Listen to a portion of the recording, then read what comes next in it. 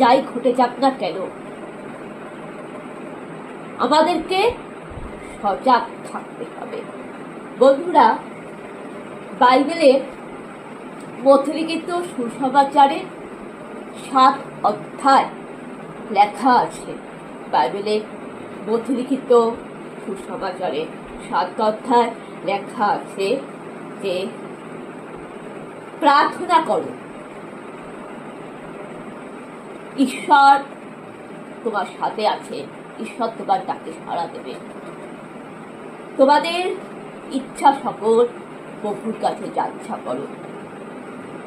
তোমার যা ইচ্ছা, তোমার যা স্বপ্ন, ঈশ্বরের কাছে যাও, ঈশ্বরের কাছে আবেদন করো, দাবি করো।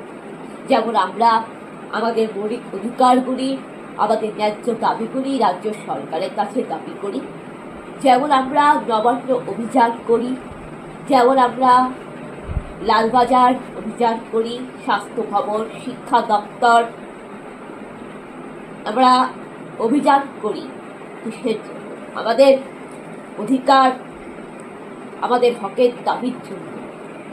সেরকম ভাবে আমরা ঈশ্বরের কাছে চাইব, ঈশ্বরের কাছে যাচ্ছা করবো। অর্থাৎ এক্ষেত্রে ঈশ্বর হচ্ছে রাজ্য সরকার, এক্ষেত্রে ঈশ্বর হচ্ছে সরকারের, আর আমরা হচ্ছে নাগরিক। ঈশ্বর বলেছে তোমরা যা ইচ্ছা করো তোমাদের দেওয়া হবে। অর্থাৎ ঈশ্বর বলছে তোমরা দাবি করো, অর্থাৎ আমাদেরকে লড়াই করতে বলছে, আমাদেরকে আন্দোলন করতে বলছে, লড়াই করতে বলছে। তোমরা দাবি করো, তোমাদের দেওয়া হবে। যা ইচ্ছা করো তোমাদের দেওয়া হবে। খোঁজো, সন্ধান করো, তবে তো পাইবে। আজকে কোনো জিনিস আমি হারিয়ে যাচ্ছি, কোনো জিনিস নেই, কোনো জিনিস পাচ্ছি না, তাই বলে কি আমি হতাশ হয়ে, দুশ্চিন্তা হয়ে আমি কি পড়ে যাব? নিশ্চয়ই না। হতাশা, দুশ্চিন্তা, অধৈর্য হলে চলবে না, ভেঙে পড়লে চলবে না। খুঁজতে হবে, তদন্ত করতে হবে, সন্ধান করতে হবে, তবে তো পাইব।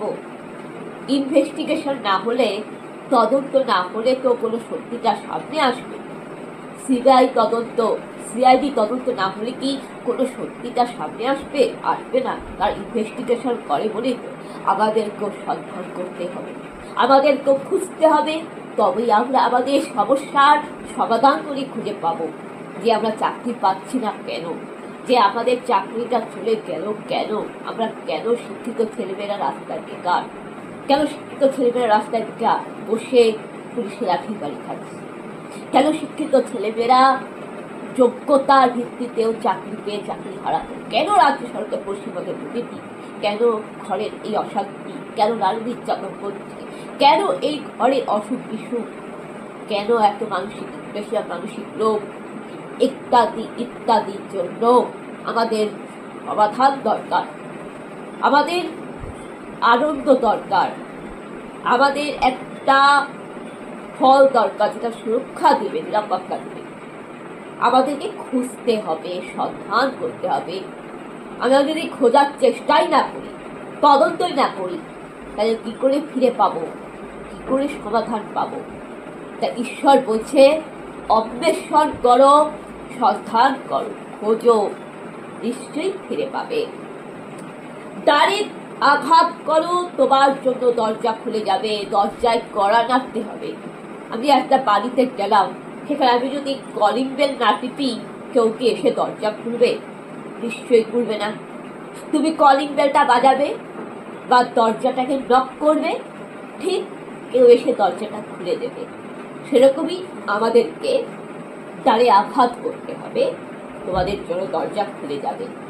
অর্থাৎ ঈশ্বর বলছে মধ্যলিখিত সুসমাচার 7 অধ্যায়ে 7 বলছে প্রার্থনা করো, তোমরা যাচ্ছা করো, চাইতে থাকো, তোমরা চাও, চাইতে থাকো, তোমাদের দেওয়া হবে। অন্বেষণ করো, সন্ধান করো, খোঁজো, তোমরা নিশ্চয়ই ফিরে পাবে। দ্বারে আঘাত দাও, তোমার জন্য দরজা খুলে যাবে।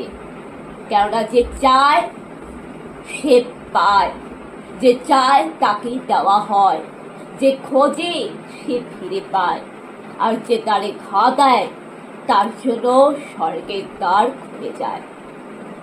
তো আমরা যারা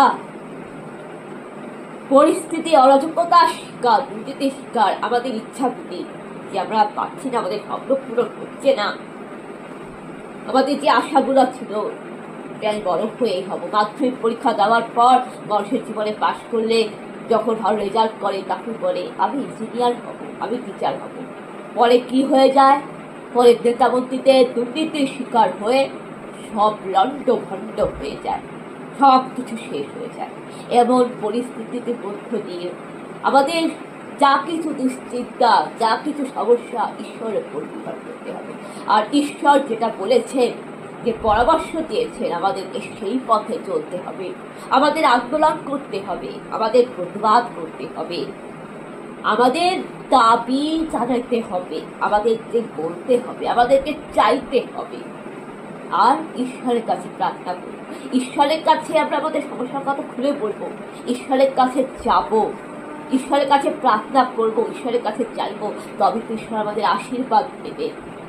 আমাদেরকে সেরকম ভাবে আন্দোলন করতে হবে, আমাদের নাগরিকের মৌলিক অধিকারের দাবি জানাতে হবে, আমাদেরকে খুঁজতে হবে, তদন্ত করতে হবে, ইনভেস্টিগেশন করতে হবে, আমাদেরকে বুঝতে হবে যে কোথায় কি সমস্যা রয়েছে, সেই সমস্যাগুলিকে সংশোধন করতে হবে, আমাদের কোথায় ভুল হয়েছে সেই ভুলগুলিকে শুধরে নিতে হবে, আমাদেরকে চাইতে হবে, তবেই পাবো, খুঁজতে হবে, সন্ধান করতে হবে, তবে তো ফিরে পাবো, দ্বারে আঘাত করতে হবে, তবে তো আমাদের জন্য স্বর্গের দ্বার খুলে যাবে।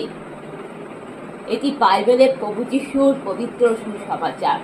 এর জন্য তো আমরা প্রভুকে ধন্যবাদ দেব, এই জন্য তো আমরা ঈশ্বরকে ধন্যবাদ করব। বাইবেলের বচন পরের চ্যাপ্টার নেক্সট পার্টে লেখা আছে ফিলিপিয়র অধ্যায় 4। ফিলিপিয়র অধ্যায় 4-এ বলা হয়েছে প্রভুতে আনন্দ কর। ফিলিপিয়র অধ্যায় 4-এর 6-7-এ বলা হয়েছে তোমরা কোনো বিষয় চিন্তা করো না, অর্থাৎ ঈশ্বর আমাদেরকে চিন্তা করতে না করছে। কেন? কারণ অতিরিক্ত চিন্তা অসুখ বিসুখের কারণ, অতিরিক্ত চিন্তা মানসিক স্বাস্থ্যের কুপ্রভাব পড়ে। দুশ্চিন্তা করলে অনিদ্রা রোগ হয়, দুশ্চিন্তা করলে রাতে ঘুম হয় না, মানুষ নানা নেগেটিভ কথা বলতে থাকে, মানুষের মাথার নার্ভের রক্তটা ছিঁড়ে যায়। তাই দুশ্চিন্তা বন্ধ। বেশি দুশ্চিন্তা করলে মানুষের কালো চোখ পেকে যায়, সাদা হয়ে যায়। তাই দুশ্চিন্তা করা যাবে না। তাই বলছে কোনো বিষয়ে ভাবিত হইও না, তোমরা সব বিষয়ে প্রার্থনা বৃত্তির দ্বারা প্রার্থনা করে বিনতি করে প্রভুকে ধন্যবাদ দাও, আর তোমাদের ইচ্ছা সকল প্রভুকে জানা।